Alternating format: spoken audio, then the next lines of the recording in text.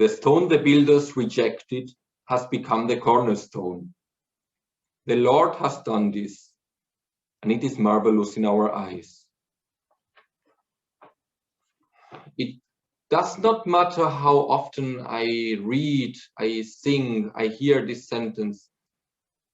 It does not cease to amaze me. Here I see everything I ever learned in the church when I was a child. Here I see everything I believe Christianity to be. Here I see even the sense and the meaning of all human life. So I will just repeat it aloud again. The stone the builders rejected has become the cornerstone. And then suddenly I feel like shivers in the back of my neck, because this is a message to everybody who has ever felt rejected.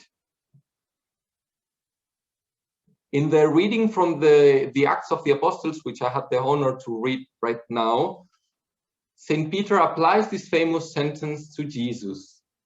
In this way, the death on the cross becomes a symbol of hope for the humiliated ones.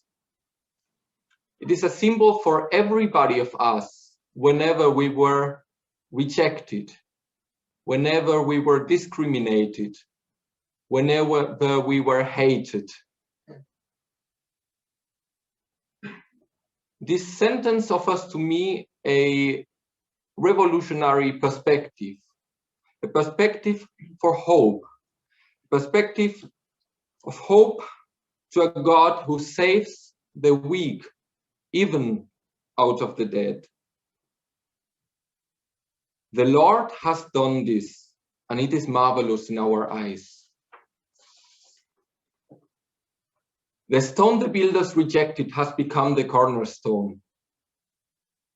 I, Arturo Blázquez Navarro, I've often had the feeling that I could never become anything, that I shouldn't have any hope in life. I am openly gay, I'm Catholic, I'm married to a man, and therefore I've experienced often enough that my church does not seem to like me that much. The official teachings of the church say that my relationship to my husband, which is so important to me, that it is a sin. And right now I study Catholic theology, but I just do it as a hobby, because I know that the church would never employ somebody like me, so I will not even try. And I know that even if I were to decide to live in a celibate life, to become a priest, I wouldn't be accepted, because I've got what they call deeply seated homosexual tendencies. I must confess, this hurts. This hurts a lot. And many friends ask me often, why do this? Why do I work, collaborate with an organization which does not seem to like me that much? When they first asked me, I didn't really have an answer. But then I realized I kind of like being here. I feel that being here, being in the Catholic Church, is the right thing for me. In the end, in spite of everything, I love being here. And I just cannot help but tell my friends, the Lord has done this, and it is a marvel in my eyes. The stone the builders rejected, it has become the cornerstone. The felt Messiah, the criminal that hung on the cross, he has become now the good shepherd. The gospel today, it proclaims that he is the good shepherd. But why? Because he's ready to share our humiliation, to share our rejection. He does not watch the sheep from far away and protects them just by making some kind of gesture from the seventh heaven. No, we don't have a good shepherd that does not share our sufferings. The good shepherd is the God that answers our prayers, even the most desperate ones.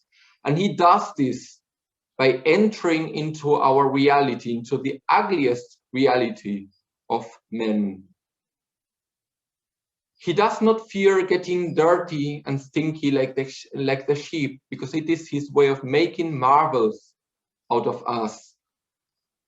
And the good shepherd is the good shepherd because he lives and dies for being the good shepherd. He does not benefit from any kind of political, religious power. He does not use his power to say, you enter, you don't enter. No, he wants to bring everybody together. That is his goal, to bring everyone in the humanity together, to gather everybody. So we can really say about our good shepherd, the Lord has done this, and it is marvelous in our eyes. The stone the builders rejected has become the cornerstone. Here I must say, our faith, it is not a passive faith.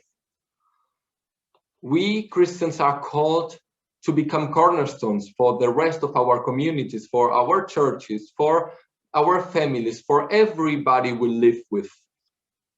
The symbol of the herd of the good shepherd has often been misunderstood like, yes, okay, I'm a sheep, so I have just to wait for the good shepherd, and then I can just wait till I'm saved. I have to do nothing, and that's it. But that's just not it. Because we have been loved first, we can love in return. This is what it's about. Because our vocation as Christians is to give back everything we have received from our good shepherd, all the gifts we have received in life. So that if you feel gifted, you have the energy and the virtues and the abilities to give something back to your community. If you feel loved, you can love more intensely to everybody else, even your enemies. And yes, to put it more extremely, to bring it to the extreme, if you trust a God who loves you from beyond love, life, and time, who can give you life even in death, you can give your life away only to take it up again.